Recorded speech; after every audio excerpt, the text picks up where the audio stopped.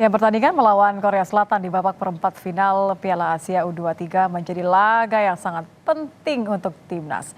Sekaligus penuh emosional bagi pelatih Shin Tae-yong. Seperti apa peluang Indonesia? Kita akan bahas bersama pengamat sepak bola Justin Laksana atau yang biasa disebut dengan Coach Justin. Selamat malam, Coach. Selamat malam. Ini kalau dari senyumnya Coach, saya bisa mengartikan bahwa peluangnya besar dong ya untuk Indonesia bisa mengalahkan Korea Selatan. Gini ya, saya tadi lihat beberapa interview kan dengan fans. Itu ada satu hal yang mereka lupa bahwa harus dibedakan antara tim utama dan tim U23. junior U23. Kalau kita bicara tim utama Jepang dan Korea itu pemainnya semua itu main di Eropa. Jadi kalau lawan tim utama kita ya bisa dibilang kalah. Begitu pula juga lawan Australia. Tim utamanya Australia kita sempat kalah kan di Piala Asia. Buktinya U23 kita menang kok. Jordania tim utama itu finalis di Piala Asia. Kita juga bahkan kita injek-injek gitu Jordania. Kita obok-obok itu Jordania. Jadi kita bicara pemain U23 yang nggak ada satu pemain Korea yang main di klub besar di Eropa. Sama kayak kita. Justru mungkin pemain Eropa kita lebih banyak daripada mereka. Artinya kita punya peluang. Definitely kita punya peluang karena ini U23. Hanya apakah menang atau tidak, ini banyak faktor yang menentukan. Ya. Faktor pertama apa? Mental. Nggak boleh blunder. Banyak faktor. Salah satu mental. Waktu ketemu Jordania, orang kan bilang, oh ya kita seri cukup. Enggak. Kita masuk lapangan harus punya mindset bahwa kita harus menang. Dan itu ditunjukkan. Babak pertama unggul 1-2-0, babak kedua tetap menyerang terus, mencari gol sebanyak mungkin. Nah ini sebuah mindset yang luar biasa karena lawan Australia di babak kedua kita main bertahan dan diserang terus. Untung nggak jebol. Keberuntungan untuk tidak jebol ini nggak boleh kita kita andalkan lagi. Kita nggak boleh tergantung sama keberuntungan. Enggak. Nasib kita itu di tangan kita sendiri. Dengan permainan yang kita miliki, kita bisa menang asal kembali lagi akurasi passing tolong ditingkatkan.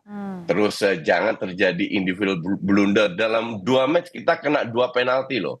Beruntung di match ketiga kita dapat penalti. Nah kalau kita nggak kena penalti lagi kan, itu sebuah plus point. Cuman saya lihat pemain ini sudah belajar dari match pertama, kedua, ketiga.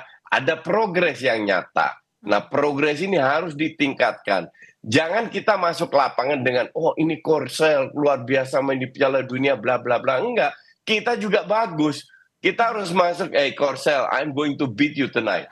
Mental ini harus kita masuk dengan di lapangan besok. Ya, dan itu kan sebenarnya keberadaan Shin Tae-yong ini kan juga memberikan semangat tambahan ya, apalagi kan untuk personal sendiri. Shin Tae-yong merasa menanti-nanti kapan bisa melawan negaranya sendiri. Nah kalau Anda melihat ini keberadaan atau alasan emosional sekali bagi Shin Tae-yong, melihatnya yakin bahwa Shin Tae-yong akan begitu tertantang nih untuk mengalahkan negara asalnya atau justru menjadi pressure tersendiri? Enggak, kalau pressure sih enggak ya. Tapi kalau dibilang Shin Tae-yong tahu kelemahan Korea enggak juga. Shin Tae-yong sudah 4 tahun keluar dari Korea, oke? Nah di samping itu tim ini sudah berubah. Mungkin yang Shin Tae-yong bisa berikan adalah karakter pemain Korea seperti apa. Trik-triknya seperti apa, hal-hal kecil, informasi kecil kalau banyak dan bisa dicerna oleh pemain kita bisa menjadi informasi yang menguntungkan. Okay? Tapi kalau dibilang tahu rahasia orang, saya nggak yakin itu karena orang Korea nggak tolol juga kan. Mungkin mereka punya kejutan dan lain. Tapi saya rasa kita jangan tergantung oleh lawan. Kita harus masuk lapangan dengan kekuatan kita sendiri. Kita harus yakin bahwa permainan yang kita tunjukkan selama ini itu adalah kekuatan kita. Kita harus create chances dan lebih efektif lagi. Dan di belakang jangan bikin blunder. Mereka juga lihat kok. Match pertama, kedua, ketiga. Sisi lemah kita di mana di kanan. Rio Fahmi pertama kali main. Habis itu diganti Fajar. Di backup sama Ferrari. Diserang terus dari sisi kanan. That's okay, karena pilihan kita nggak banyak. Artinya pemain-pemain ini harus lebih sadar lagi, belajar dari kesalahan yang mereka lakukan, cara positioning, kalau ketemu lawan yang lebih cepat seperti apa, kapan nge-backupnya. Ini masalah koordinasi organisasi di belakang yang bisa ditingkatkan kalau kita ingin menang. Tapi untuk saya ini 50-50 game. Jadi bukan Korea lebih bagus atau kita lebih jelek, enggak. Kita pun memiliki peluang yang sama kalau kita seandainya bisa bermain efisien dan efektif, peluang sangat besar untuk Tapi bisa beban lolos yang ke. ditinggalkan sama Nathan ini akan berpengaruh besar nggak, Coach? Kan ini kan Iya, akan oke. terasa sekali ya. Ya, betul. Kita lihat Nathan bermain luar biasa karena posisi dia dan Ivar Jenner adalah pemain yang harus bisa menyerang, membantu serangan dan juga bertahan. Sebenarnya kalau kita lihat di Piala Asia, Hubner bisa bermain di situ atau Marcelino, tapi saya tidak yakin jika Marcelino diplot diduetkan dengan Ivar Jenner akan jadi bagus karena ini pemain kan suka dribbling. Mhm. Dalam posisi rentan dia berapa kali kehilangan bola langsung di counter ke arah gawang. Jadi Kalau saya beresiko prefer ya. Hubner di situ karena kualitas Hubner nggak jauh beda dengan Nathan dan duet antar Hubner dan si Ivar ini juga luar biasa.